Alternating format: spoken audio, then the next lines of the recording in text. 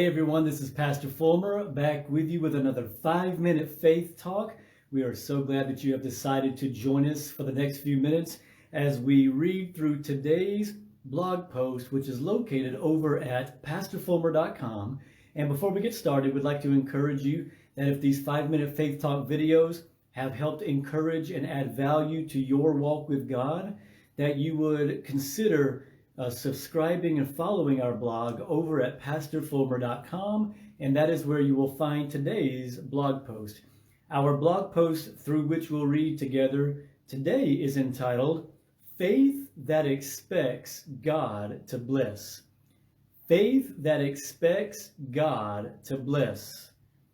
Hebrews chapter 11, verse 22 reads as thus, By faith Joseph, when he died, made mention of the departing of the children of Israel and gave commandment concerning his bones. So let's talk about Joseph just for a little bit. Let's talk about faith that expects God to bless. Now you can read about this event that we just read about in Hebrews 11, verse 22. You can read about it in Genesis chapter 50, verses 24 through 26. And in this setting, Joseph, the son of Jacob, was getting ready to die. At this point, the Jews were still living in Egypt, but God had made a promise to Abraham in Genesis 15 that not only would the Jews live in Egypt for a while, but also that God would bring them out of Egypt one day. The promise was made to Abraham about 215 years before the Jews ever even went into Egypt. Now think about that. God made this promise to Abraham that God's people, the Jews, would go into Egypt and out of Egypt, and the promise was made about 215 years before they ever even went into Egypt. Israel would go into Egypt in Genesis chapter 46, and then God would bring them out of Egypt in Exodus chapter 12, which was about another 215 years. So that's 430 years that this promise had been passed down from generation to generation before it came to pass. Now talk about faith. How that Abraham would pass it to Isaac, and Isaac to Jacob, and Jacob to his children. And this is the promise Joseph is talking about here in the book of Genesis, and where we read in Hebrews 11. Let's keep reading. Joseph knew about this promise that God had made to his great-grandfather Abraham, and Joseph made an oath with the Jews who were there to ensure that when God brought this promise to pass, that they would make sure to take Joseph's bones with them and bury his bones in the land that God had promised them when they arrived there.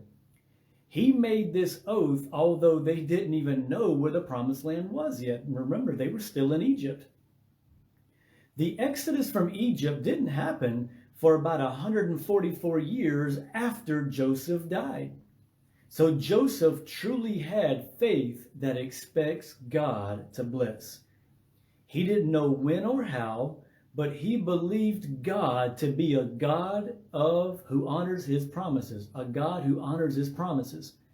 So it wouldn't happen for 144 years after he died, but he still believed in God. Let's keep reading. While Joseph knew that he would not be there to see the promise come to pass, he wanted to show forth some action of faith that indicated he still believed that it would happen, even if he would never see it himself. Now that right there speaks to you and me, doesn't it? That there are things that we pray for, we expect, we believe God for. Maybe his word says it, but we just haven't seen it come to pass.